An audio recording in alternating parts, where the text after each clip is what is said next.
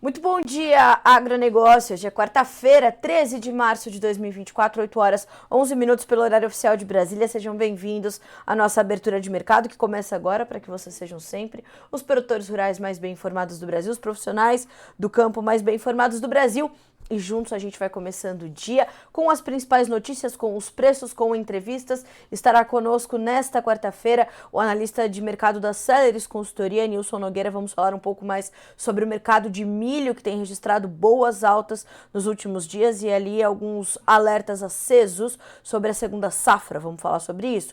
Vamos trazer ainda as últimas informações sobre o desalinho entre o presidente da Petrobras, o Sr. Jean Paul Prats, e o presidente da República, o Sr. Luiz Inácio Lula da Silva. Não estão muito contentes ali não, os dois, com a perspectiva indicada sobre a questão dos dividendos da estatal. O que vem a partir de agora? Vamos falar ainda sobre uma decisão do STF em relação a Bayer Monsanto, sobre uma restituição de 10 bilhões de reais aos produtores de soja. Vamos falar ainda sobre a reunião da FPA, a primeira delas depois da eleição ali dos presidentes das comissões na Câmara dos Deputados. Enfim, uma série de informações importantes para você começar bem o seu dia. E aqui no Bom Dia Agronegócio, te lembro, você sabe antes e primeiro as informações que direcionam o seu dia e os seus negócios.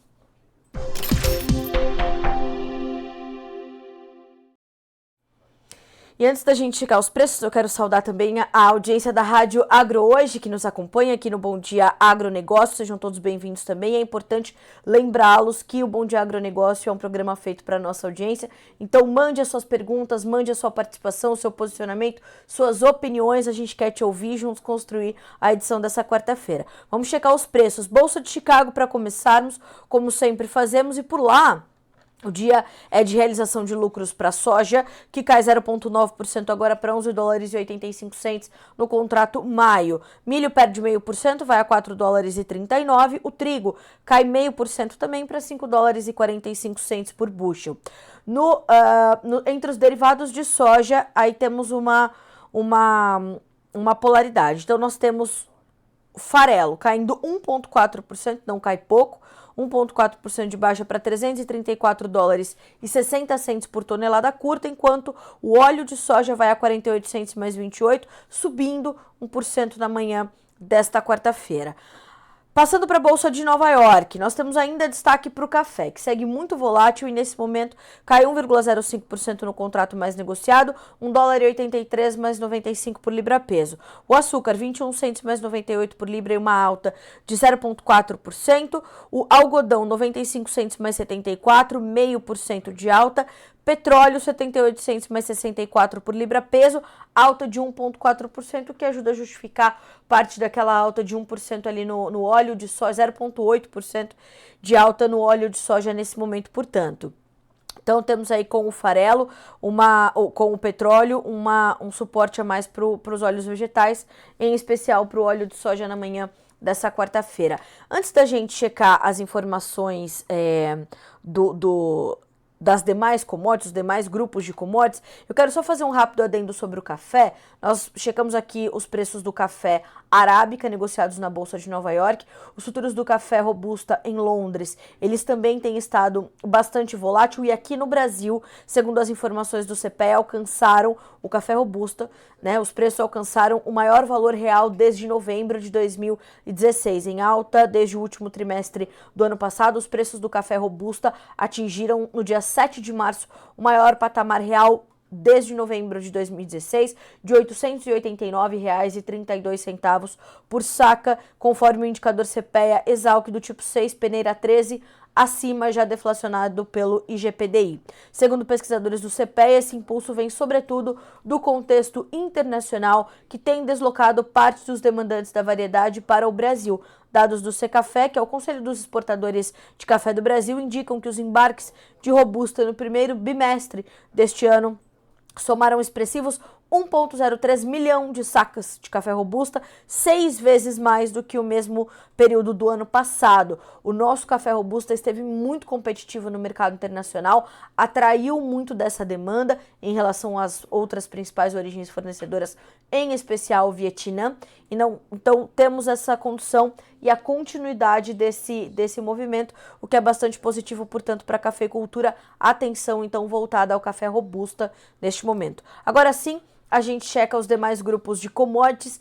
Petróleo, como eu já adiantei, 1,4% de alta no WTI, são 78 dólares e 64 centavos por barril. O petróleo Brent, este reflexo do quadro global de oferta e demanda, como eu sempre lembro a vocês, 1,3% de alta, 82 dólares e 94 centavos por barril. O dia negativo, de outro lado, para o gás natural, que cai 2,1%, mas positivo para as commodities metálicas. Ouro, 0,1% de alta, prata 0,6% e cobre 2% de alta na manhã desta quarta-feira. Agora são 8 horas e 17 minutos pelo horário oficial de Brasília. Checadas as bolsas norte-americanas, vamos ver como que as coisas fecharam em Dalian, mercado futuro na China. Destaque para farelo de soja, que fecha em queda, óleo de soja subindo, milho recuando. Então temos ali um fechamento misto para as commodities agrícolas na Bolsa de Dalian, mercado futuro chinês. Bom, dados os preços, vamos ver o que é notícia nessa quarta-feira, vamos às nossas notícias da manhã.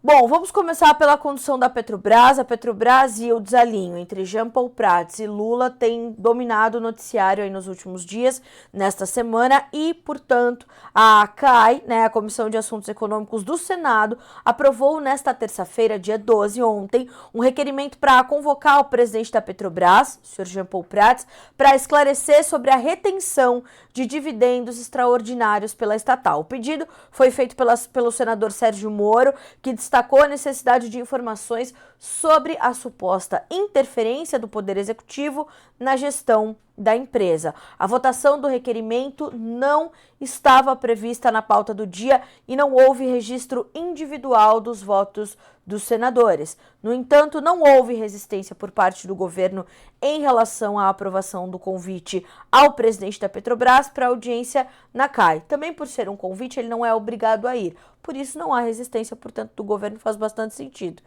Mas seria melhor que fosse, para prestar esses esclarecimentos.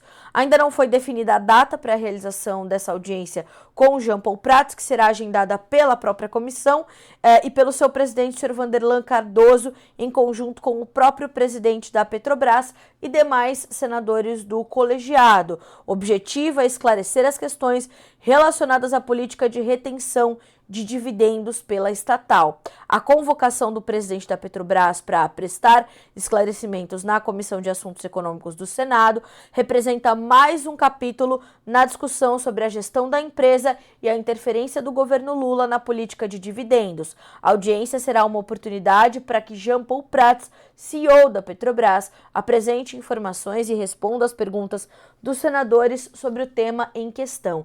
É importante lembrar que, inclusive, o ministro da Fazenda, o senhor Fernando Haddad, foi chamado para mediar ali as opiniões, e o debate em torno desse assunto entre Lula e Jean Paul Prats. E há pouco não, mas no início da semana, eu diria, o ministro da Fazenda, o senhor Fernando Haddad, disse que os dividendos da Petrobras estão reservados e que a Fazenda não conta com a sua distribuição. Veja, ao lado do ministro de Minas e Energia, Alexandre Silveira, o ministro Fernando Haddad, da Fazenda, disse no início da semana que os dividendos da Petrobras estão reservados para maior análise e que a Fazenda não conta com a sua distribuição. Em uma entrevista aos jornalistas após a reunião com o presidente Lula, Haddad afirmou que os dividendos extraordinários foram para a conta da reserva enquanto se processam as informações. O ministro garante que, mesmo que eles tenham sido retidos, não comprometerá o resultado primário das contas públicas, abre aspas para Fernando Haddad. Se vierem, melhorarão o orçamento, mas não estamos contando com isso, Fecha aspas. O governo federal é o maior acionista da empresa. Desde a semana passada, quando a Petrobras informou a decisão de não pagar os dividendos extraordinários, o valor de mercado na estatal teve uma queda de 55 bilhões de reais. Na ocasião, as ações da Petrobras perderam 10% em um único pregão. Isso porque a decisão é compreendida pelo mercado como uma rentabilidade. A empresa frustrou o mercado ao comunicar que o Conselho de Administração recomendou uma remuneração de 14,2 bilhões de reais aos acionistas, sem incluir os dividendos extraordinários. Os dividendos, só contextualizando, são uma parcela, do lucro da empresa que é repartido entre os acionistas. Seu não pagamento é entendido pelo mercado como uma rentabilidade da estatal. Aqueles considerados extraordinários dizem respeito a uma parcela paga a mais do que o mínimo obrigatório, o que indica que a empresa não é obrigada a pagá-lo. Apesar da crise que assola a Petrobras, mais uma vez, a permanência do presidente na estatal foi confirmada nesta segunda-feira após uma reunião de mais 3 horas entre Lula, Jean Paul Prats e Fernando Haddad. 8 horas e 22 minutos pelo horário oficial de Brasília. E ainda na capital federal, ontem, terça-feira, como acontece toda semana, foi dia da reunião almoço da Frente Parlamentar da Agropecuária, e esta reunião se deu pela primeira vez depois dos presidentes das câmaras, das comissões na Câmara dos Deputados terem sido definidos, e diversos parlamentares que fazem parte da FPA foram eleitos para comissões importantes, como é o caso principalmente da deputada Carolina de Tone, que assume a presidência da CCJ, que é a maior comissão da casa, é uma das mais importantes, e Carolina de Tone tem um papel importante também na FPA. Então, esta reunião que aconteceu ontem traz uma perspectiva já dos presidentes dessas comissões, lembrando que estamos em ano eleitoral. Esse ano temos eleições municipais e isso acaba intensificando um pouco os trabalhos em Brasília, depois tudo se esvazia novamente. E o papel desses parlamentares, segundo a deputada Carolina de Tone, é não permitir que isso aconteça, é permitir que o ritmo de atendimento e de celeridade em pautas que exigem, inclusive, máxima celeridade, continue. Veja, a FPA se reuniu nesta terça-feira com os presidentes eleitos das principais comissões da Câmara dos Deputados e o encontro discutiu as pautas da bancada em áreas fundamentais para o setor agropecuário. Presidente da bancada, o deputado Pedro Lupion, destacou a importância de acompanhar de perto as diversas comissões, enfatizando que os interesses do setor produtivo se estendam para além da Comissão de Agricultura. Abre aspas, precisamos estar atentos aos colegiados e verificar por onde estão tramitando as nossas pautas. Não é apenas na agricultura que estão em andamento os temas com os quais estamos envolvidos. Durante a reunião, a presidente da Comissão de Constituição e Justiça, a CCJ, a deputada Carolina de Tone, enfatizou a necessidade de priorizar os projetos do setor e agendá-los já para o primeiro semestre. Veja, estamos em ano eleitoral e tudo se esvazia depois. Vamos trabalhar juntos para melhorar nosso país com a ajuda de todos.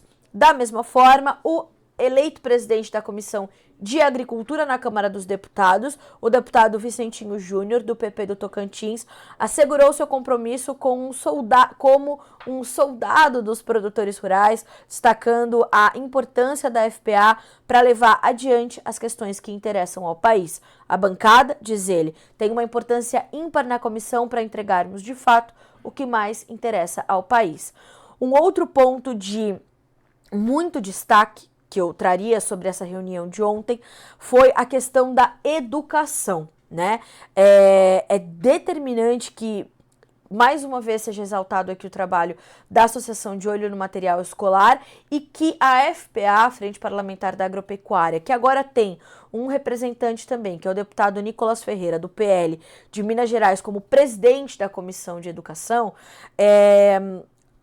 tenha esse olhar diferente para a questão da educação, principalmente de base, e as informações sobre o agronegócio que chegam né, aos jovens desse país, principalmente a educação de base. E uma pesquisa recente da Associação de Olho no Material Escolar, é sempre bom a gente reforçar e relembrar este número, mostra que 60% do material didático no país coloca o agro como algo negativo e pejorativo. E a associação, que é uma organização da sociedade civil, liderada ali pela Letícia Jacinto, e por outras grandes mulheres ali para mudar essa situação, ela está agora também, né, toda essa ação está sob o olhar de Nicolas Ferreira, que assume a Comissão de Educação. Ele disse, abre aspas, diante desse cenário, vamos pautar na comissão para mudar essa situação, afinal de contas, o agro é que sustenta a locomotiva desse país.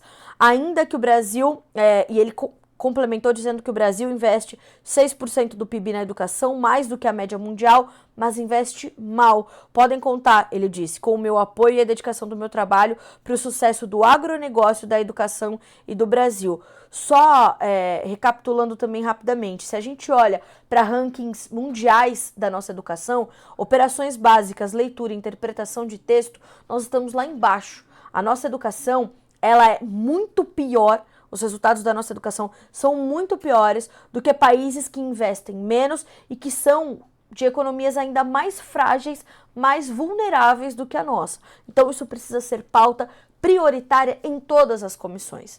Que bom que a gente tem uma visão diferente nesse momento, né? Que tem um refresco, né? Nesse cenário.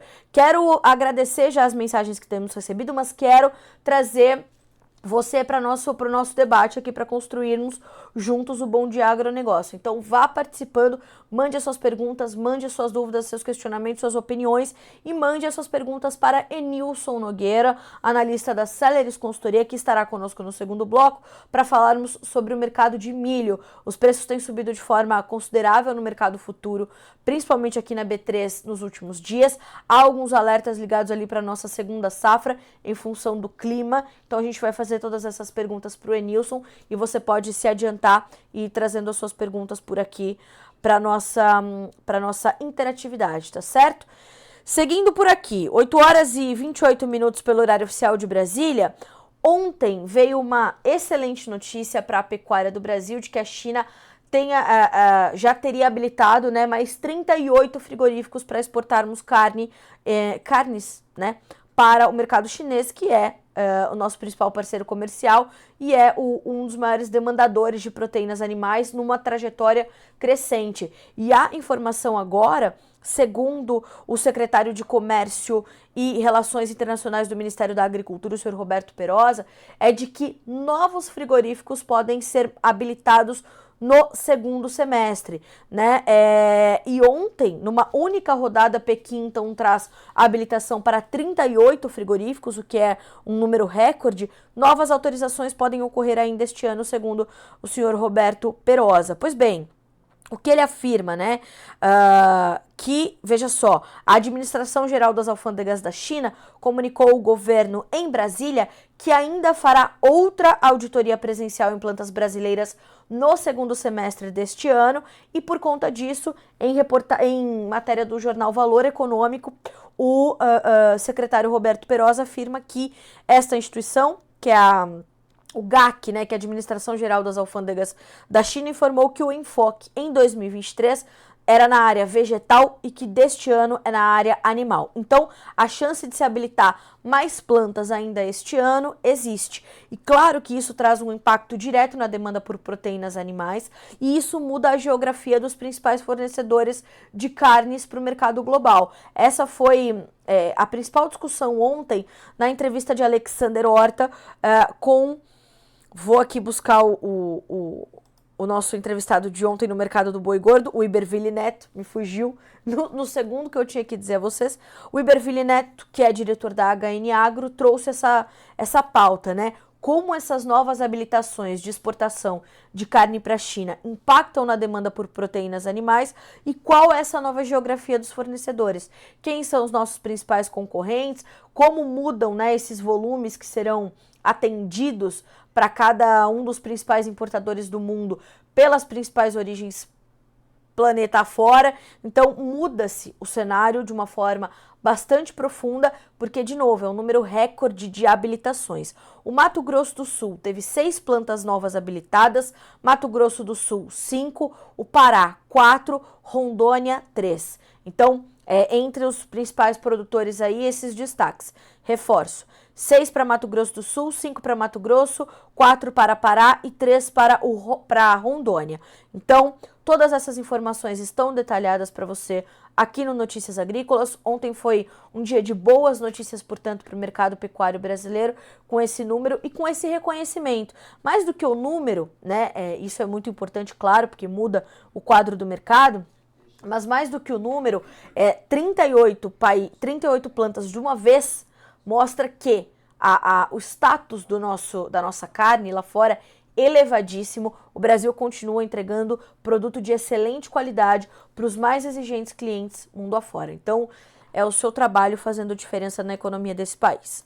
Pois bem, na sequência, essa já é uma notícia que há muitos anos vinha sendo esperada, né? E segundo a nota da AproSoja Mato Grosso, é uma vitória aí para os produtores de soja, e há sempre, né, as duas perspectivas. Mas o STF, o Supremo Tribunal Federal, a segunda turma do Supremo Tribunal Federal, decidiu em um julgamento que aconteceu ontem, terça-feira, dia 12 de março, que a Bayer, que comprou a Monsanto em 2018, devolva mais de 10 bilhões de reais aos produtores rurais do estado de Mato Grosso como um ressarcimento dos royalties pagos desde 2018 referente à tecnologia intacta RR2 Pro. Essa foi uma discussão muito longa, né? Os produtores alegavam que estavam pagando duplamente esses royalties, né? Na moega e na hora de comprar ali as sementes. Então foi uma discussão longa, foi uma discussão dura, foi um problema que se judicializou muito rapidamente por conta, né, dessas perspectivas todas e desse entendimento de cada lado dos seus direitos, e o STF, portanto, decidiu. De acordo com a decisão da Suprema Corte, os produtores rurais associados à AproSoja, assim como de outros estados, estão acobertados pela decisão proferida na ação direta de inconstitucionalidade 5529. Desse modo, a multinacional deve ressarcir os royalties pagos desde 2018 pelos produtores pelo uso da tecnologia, além de garantir o direito dos agricultores de pedir abstenção da cobrança de royalties a partir da expiração do prazo de vigência das patentes relacionadas na ação. Abre aspas para o presidente da AproSoja Mato Grosso, Sr. Lucas Costa Beber. A decisão de hoje é muito importante para todos os associados da AproSoja MT, fazendo justiça àquilo que era questionado lá atrás, quando a Monsanto estendia a cobrança das patentes além de 20 anos. Essa é uma grande vitória dos produtores e mostra o quanto a AproSoja Mato Grosso tem trabalhado pelos nossos agricultores. A disputa começou, contextualizando você, para te lembrar, né, de tudo que aconteceu, quando os produtores entraram com uma demanda judicial questionando o artigo 40, parágrafo único, da Lei da Propriedade Industrial, que prorrogava o prazo patentário por prazo superior a 20 anos. Em um momento que veio na sequência, o STF julgou uma ação direta de inconstitucionalidade e julgou o referido dispositivo legal inconstitucional, dando o direito de ressarcimento àqueles que questionavam judicialmente. Então, a nota da AproSoja Mato Grosso está toda detalhada aqui para você. E claro que a gente vai buscar ouvir, né, os desdobramentos dessa questão. Então, estamos de olho nisso tudo. E veja só, segundo aqui as autoridades, né, o senhor Sidney Pereira Souza Júnior, que é sócio do escritório Reis, Souza, Takeshi e Arsuf Advogados, que representou a AproSoja MT. Os produtores ganharam por 4-1 no STF o direito de ressarcimento desses royalties pagos após o prazo das patentes, numa ação coletiva proposta pela Associação do Mato Grosso, que beneficia ações em outros estados. Então, de olho nisso, né? Bom, a Bayer afirma, para finalizarmos, no entanto, que a decisão de hoje, dessa terça-feira do STF ainda não tem relação com o mérito da questão e que ainda segue em discussão, em fases iniciais, a questão sobre a data de expiração de algumas patentes que protegem a tecnologia intacta RR2 Pro e os respectivos royalties. Abre aspas para a nota da Bayer. O efeito da decisão atual apenas ratifica a obrigação da Bayer de continuar a apresentar uma garantia processual na ação judicial, fecha aspas. Então, vamos trazer todas as informações por aqui e, de novo, acompanhar os desdobramentos dessa decisão do STF. 8 horas e 36 minutos pelo horário oficial de Brasília. Para finalizarmos as nossas notícias da manhã, vamos passar ali pelos preços da soja e saber como é que o mercado está se comportando hoje, depois de ontem ter testado as máximas em um mês na Bolsa de Chicago e ter batido de novo no patamar dos $12 por bushel. Ontem os preços encontraram um suporte importante ali nessa condição de corte da Conab pela safra brasileira. Nós tivemos ali um corte de 2 milhões de toneladas, certo? Tivemos pela Conab o número caindo de 149 para 147 milhões na safra 2023-24 do Brasil, e era uma faísca que o mercado precisava para testar patamares um pouquinho mais elevados.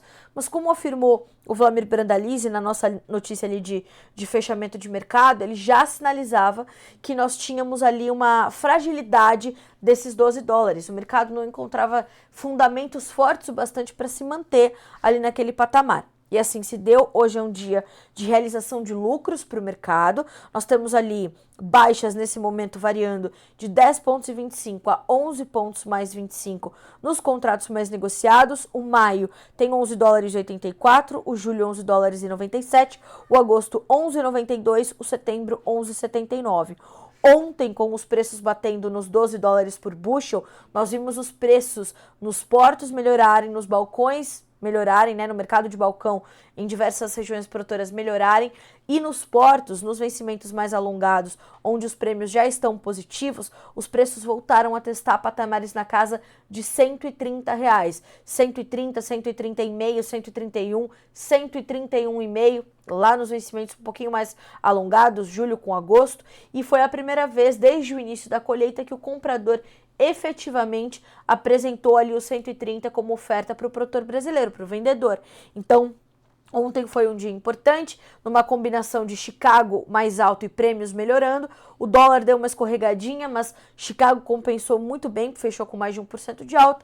E hoje passa a ser um dia de realização de lucros, quando a gente tiver a abertura do dólar e naturalmente dos prêmios, a partir das 9 horas, 9 e um pouquinho, vejamos como é que os preços da soja vão reagir aqui no Brasil. Mas claro que ontem foi um dia de negócios, Os produtores que acharam por bem, fizeram suas contas, entenderam que aquele foi um momento ali de garantir pelo menos uma parte das suas margens, fecharam alguma coisa de soja por conta desses preços melhores que se observaram. Não só em Chicago, mas também nos portos do Brasil. Então, vejamos, hoje dia de realização de lucros para a soja na Bolsa de Chicago, e claro que vem uma pressão adicional do farelo, que está caindo mais de 1% também na Bolsa de Chicago. O suporte vem do óleo, que na contrapartida sobe quase 1%. 8 horas e 39 minutos pelo horário oficial de Brasília. Nós fazemos um rápido intervalo na edição desta quarta-feira do Bom Dia Agronegócio. A gente volta na sequência para falar sobre o mercado de milho. Eu estou te esperando.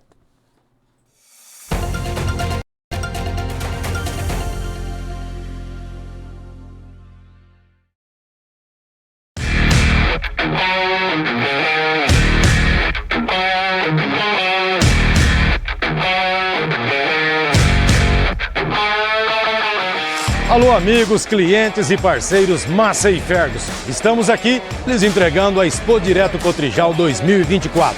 Que honra tê-los em nossa presença aqui neste grande stand que se tornou a sua casa aqui na Expo Direto Cotrijal 2024. Foi muito bacana tê-lo conosco. Aqui você pôde conhecer os lançamentos que a Massey Ferguson apresenta para este ano no mercado nacional. Massey Ferguson trouxe as colheitadeiras híbridas Heavy Duty e também os pulverizadores Heavy Duty. E já fica combinado o seguinte: no ano de 2025, tudo pronto, tudo certo, e nós estaremos aqui, te esperando na sua casa na Expo Direto Cotrijal 2025. para maceiros e maceiras de coração. Lhe aguardamos na sua casa, Massey Ferguson!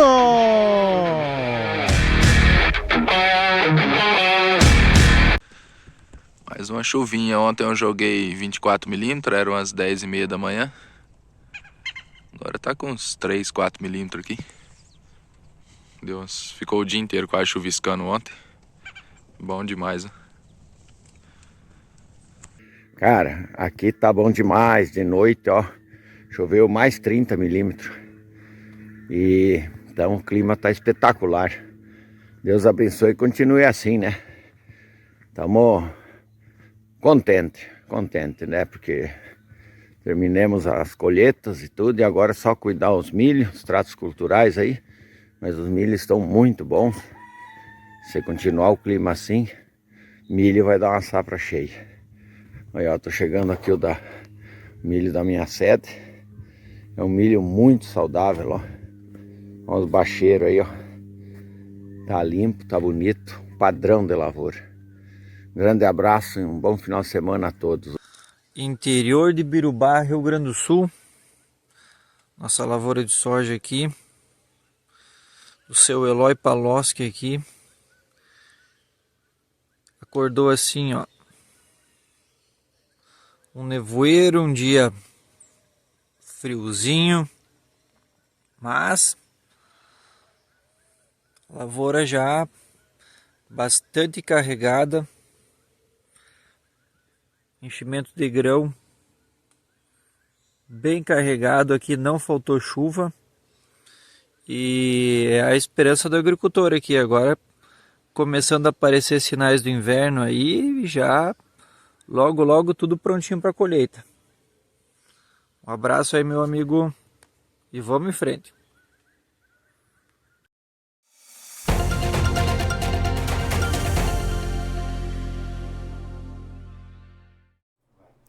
E o Bom Dia Agronegócio desta quarta-feira está de volta, são 8h42 pelo horário oficial de Brasília. A gente já volta com as informações. Antes da gente, na verdade, ir para o nosso quadro de entrevistas, eu quero só destacar duas situações.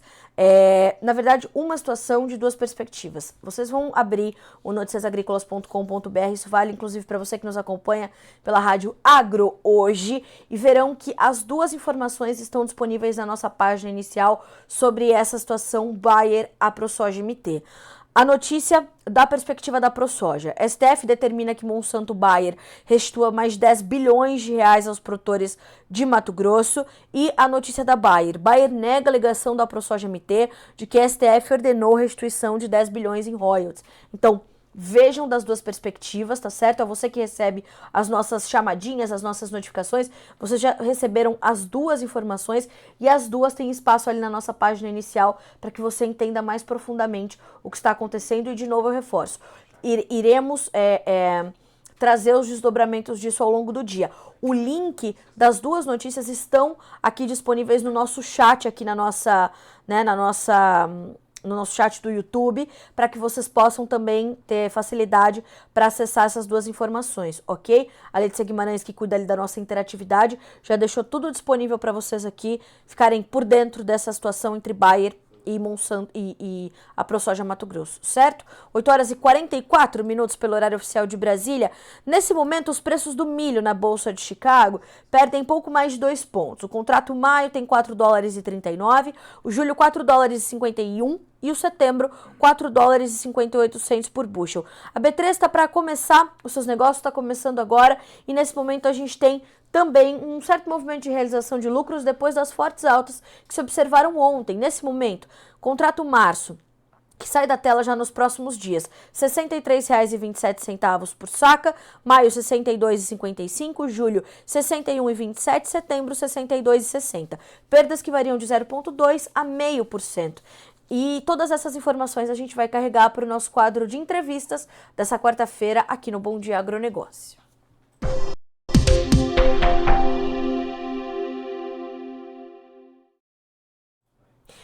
E isso porque o nosso assunto hoje, aqui no nosso bloco de entrevistas, é justamente o mercado de milho. Os preços vêm subindo de forma expressiva na B3, hoje nesse movimento de correção, e mais uma vez eu afirmo, o clima para a safrinha começa a trazer ali algumas situações de preocupação. O seu Bernardino Tartari até nos comenta aqui que no oeste do Paraná a situação do milho já está ficando crítica, as lavouras já estão se perdendo, e essas são perguntas para a gente entender melhor e fazê-las ao nosso convidado de hoje, Enilson Nogueira, analista da Celeris Consultoria. Enilson, seja bem-vindo ao Bom Dia Agronegócio, é um prazer recebê-lo.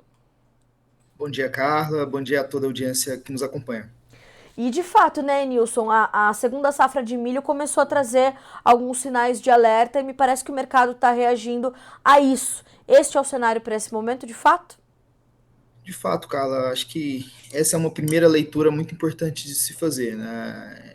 Querendo ou não, ao longo do tempo, e agora no mês de março, abril e maio, a gente tem o que a gente chama do mercado climático pensando na segunda safra de milho aqui no Brasil.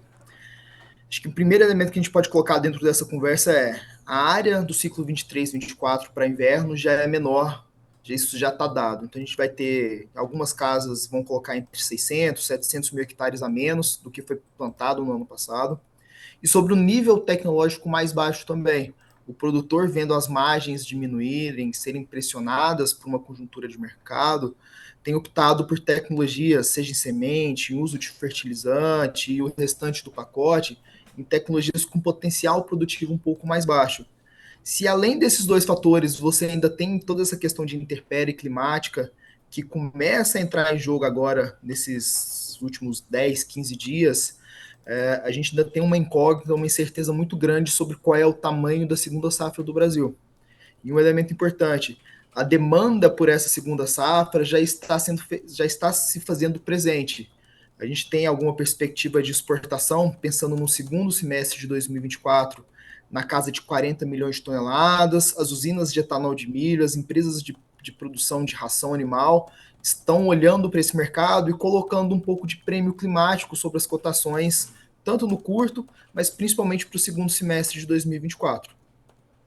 A gente tem, Enilson, um sentimento entre essa demanda de que pode faltar milho no Brasil, apesar de tudo, né? Esse sentimento está ainda presente entre os demandadores? Cara, acho que o sentimento de falta ainda não existe. Ele pode crescer de acordo com questões climáticas, mas faltar ou a gente ter problema de abastecimento não me parece ser o caso para 2024. O grande ponto é que 2024 já vai ser um ano de enxugamento, de diminuição de oferta, por todos esses fatores que eu comentei anteriormente. Então a disputa, a competição por milho tende a se acirrar, principalmente se o clima não ajudar nesses próximos 2 ou 3 meses. Enilson, esse movimento, portanto, de alta que nós temos visto, em especial na B3, né, o mercado futuro trabalha com esta previsibilidade, esta preocupação que está, né, no horizonte, está à frente. Ele é um movimento, portanto, que tem um tempo de vida aí mais longo, todo o desenvolvimento da safrinha vai se dar sobre essas incertezas, e isso é suporte consistente para os preços? Carla, aqui a gente tem dois cenários, tá? Ou pelo menos dois momentos do tempo para a gente pensar em preços ao longo de 2024. O primeiro é esse elemento de clima. Se nos próximos 60, 90 dias as condições não voltarem a uma normalidade ou melhorarem, a gente já tem escutado algumas regiões de Minas, de Goiás, do próprio Paraná, que são regiões relevantes de produção de milho inverno, com uma onda de calor, vários dias sem chuva. Então esse é um primeiro elemento. Se isso continuar, certamente esse é um fundamento que vai pesar sobre os preços e não vai ser algo temporário. O segundo fator para entender a continuidade desses preços ao longo de 2024 é um fator mais externo. Os Estados Unidos, nos próximos meses, aí, deve começar uma safra 24-25 sob uma premissa de diminuição de área plantada de milho por lá. Então, esse é mais um fator que pode direcionar, ser um fator positivo, um fundamento positivo para os preços lá fora e, consequentemente, aqui dentro. Enilson, antes da gente falar, eu quero também te ouvir um pouquinho mais sobre a safra norte-americana, mas a gente tem uma pergunta do Caio Vêncio, que diz o seguinte, se o estoque de passagem do milho, ele te pergunta, o estoque de passagem de milho vai suprir a oferta que faltará por conta da menor área plantada desta safrinha? Caio Vêncio faz essa pergunta para ti. Não, legal, obrigado pela participação, Caio. Acho que o ponto aqui quais são as variáveis de ajuste para essa oferta menor? A primeira delas, e a mais impactada, é a questão da exportação. Muito provavelmente, independente de clima, claro, se o clima vier pior do que a gente está imaginando, esse número pode ser ainda menor, mas a principal variável de ajuste, pensando no balanço de oferta e demanda, é a exportação. Então, é bem provável que ao longo de 2024 a gente exporte menos do que o recorde que foi em 2023. Mas ainda assim a gente exporta, como foi, na casa de 40, 45 milhões de toneladas, que é um nível de exportação que consegue enxugar bem a oferta de segunda safra.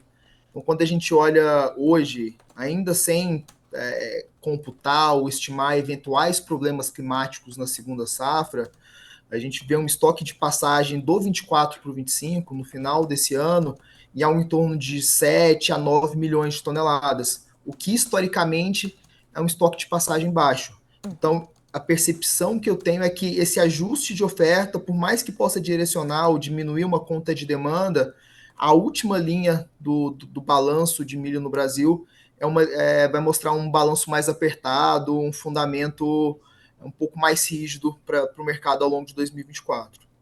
Nilson, quando a gente pensa nesses baixos estoques e nessa exportação, você falou, a gente vai exportar menos, a gente tem menos milho. Como é que fica a nossa competitividade no mercado internacional com essa oferta mais enxuta e provavelmente preços um pouco mais elevados, os prêmios também podendo se mexer? A gente vai ter uma menor competitividade por conta desse cenário ou não? Carla, acho que sim, quando eu comparo com 2023, que a gente teve uma conjuntura muito benéfica para o Brasil, né? A segunda safra do ano passado foi uma super safra, foi algo fora da curva em termos de produtividade, e a gente vinha de um primeiro semestre lá de 2023 de oferta menor na Argentina. Então isso ajudou a gente a ser mais competitivo, a atender mais o mercado internacional. Quando eu olho para 2024, acho que tem três elementos novos nessa equação. O primeiro, a Argentina, apesar dos pesares, deve vir com uma safra cheia de milho também, então coloca pressão no mercado, ele é uma força de competição. E desde o ano passado, os Estados Unidos têm carregado um estoque já muito elevado. Então, a percepção, a leitura que eu tenho desse mercado é que os Estados Unidos, ao longo de 24, continue competitivo para desovar, destocar um pouco desses volumes que estão dentro do país. E o terceiro elemento, que tira um pouco da nossa competitividade, é essa incerteza sobre a produção de milho inverno. Certamente, se a gente tiver mais problemas climáticos, se esses problemas se perseverarem, a leitura que nós temos aqui dentro de casa é que a gente perde um pouco de competitividade, e aí tanto por uma questão de disponibilidade, quanto por uma questão de competitividade, a gente exporte menos. Mas, de novo, acho que a grande figura, o grande ponto é a última linha do nosso balanço, mesmo com essa exportação um pouco menor do que foi em 2023, a última linha ainda vai ser menor, também vai ser menor do que foi o ano passado. Então, menos estoques dá uma noção de preocupação para o mercado interno, não é uma questão de falta de abastecimento, mas é um fundamento consistente para os preços ao longo de 2024. Nilson, e esse movimento está atrelado também a uma demanda interna que você falou no começo da sua entrevista, né? A gente já vê uma demanda pela segunda safra, apesar da incerteza sobre o tamanho dessa segunda safra, uma demanda por ela que já se faz presente. A nossa demanda interna, ela é mais impetuosa esse ano, ela é mais presente, mais forte, ou ela vem bastante em linha com o que a gente viu nos últimos anos? Olha, quando eu olho principalmente para as duas grandes forças de demanda interna de milho no Brasil, a indústria de ração animal para a produção de proteína e a usina de etanol de milho, são dois segmentos que a gente tem visto crescimento de capacidade, crescimento de demanda. O ano passado, por exemplo, e é uma perspectiva ao longo de 2024, que as exportações de aves, suínos, até mesmo bovinos cresçam ao longo de 2024 em relação ao que foi os últimos anos. Então, a demanda nesse segmento está relativamente aquecida. Isso puxa toda uma cadeia de produção que lá na frente vai impactar no milho.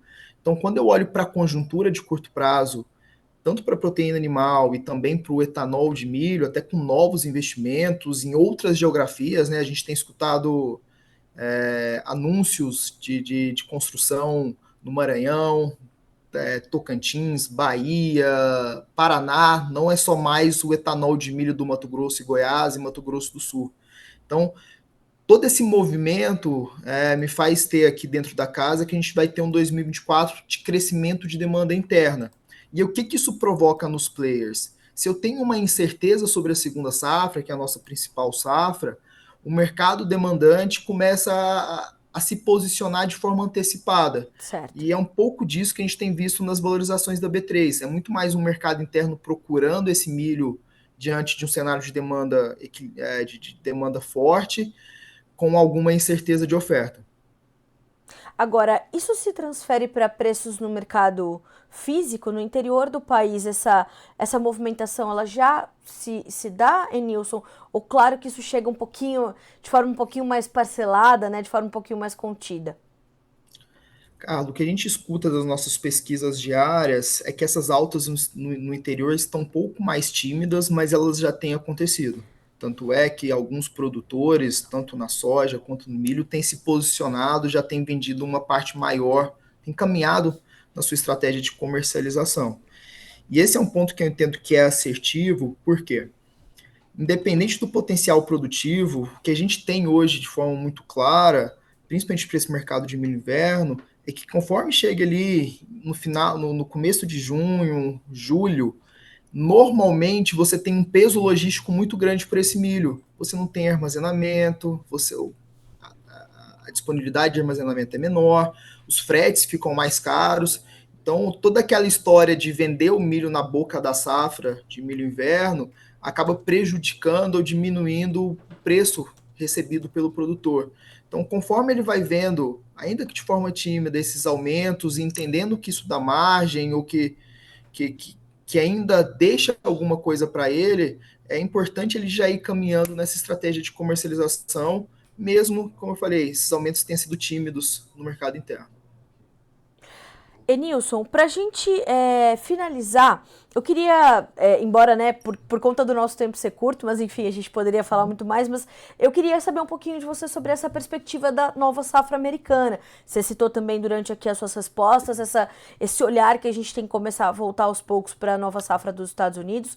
Tem a questão climática, tem a questão da área. Esse mês de março traz no final do mês um ajuste ali nos números do USDA e um trabalho mais eu tenho falado, né, de corpo a corpo, com os produtores, ouvindo mais os produtores no Prospective Plantings, e esse investimento que hoje é mais rentável ou traz menos prejuízo para o produtor americano investir na soja do que no milho. Quais são as suas perspectivas para a safra 24-25 dos americanos? Carla, pensando com a cabeça do produtor norte-americano, para ele vai fazer muito mais sentido ir para a soja do que para o milho. E aí isso deve alocar toda essa questão de produção, uma produção eventualmente maior na soja, uma produção eventualmente menor nos Estados Unidos, o que diminui o potencial de estoques por lá. Agora, pensando enquanto produtor brasileiro, principalmente ali a partir de julho, agosto e setembro, que você já tem uma definição da safra norte-americana, que provavelmente deve vir menor que o ano passado, eu entendo que existe um elemento, uma oportunidade de mercado, principalmente se a safra por lá não for tão bem. Então, acho que, de novo, pensando na cabeça do produtor, na estratégia de comercialização do produtor brasileiro, esse elemento de queda diária nos Estados Unidos, pensando em milho, é um elemento de oportunidade, é algo para ele pensar em como destravar aquilo que ele conseguir produzir de milho inverno. Bom, a gente vai monitorar tudo isso, vai acompanhar. Essa nova safra dos Estados Unidos está prestes a começar. O milho começa a ser plantado um pouquinho mais cedo por lá, então as notícias para o milho começam a chegar mais cedo para nós também. E certamente estaremos juntos mais vezes para comentar todos esses desdobramentos. Enilson, muito obrigada mais uma vez pela companhia aqui conosco no Bom Dia Agronegócio, por responder a nossa audiência. E de novo, portas abertas para ti, para todo o time da Celeris.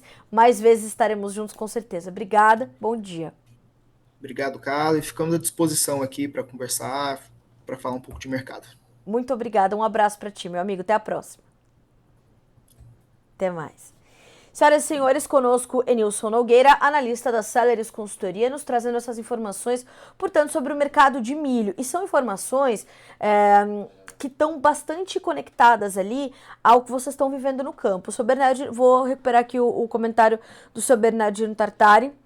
que diz o seguinte: obrigada, viu, seu Bernardinho, sempre bom ter o senhor conosco. Oeste do Paraná, a situação do milho tá ficando crítica, as lavouras já perdidas, milho entrando em pendoamento há mais de 20 dias, sem chuva e sem previsão. Então, olho vivo no mercado de milho, a demanda está posta para uma segunda safra que ainda não sabemos qual tamanho terá, né? Ainda é uma incógnita o tamanho da segunda safra de milho, que hoje já é a nossa principal, né? O nosso principal ciclo produtivo, nosso principal ciclo de produção de milho é a segunda safra e traz uma série de alertas, uma série de incertezas, enquanto a demanda está bastante presente, né? Em especial a nossa demanda interna bastante forte também, o que vai chamar a atenção.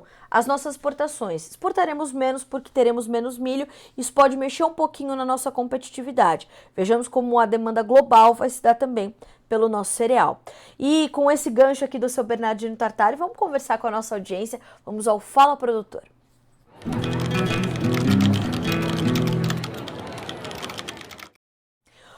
Bom dia para o Cleiton Couto, que diz: bom dia, o Brasil vencerá. Com certeza, já estamos vencendo, né, Cleiton?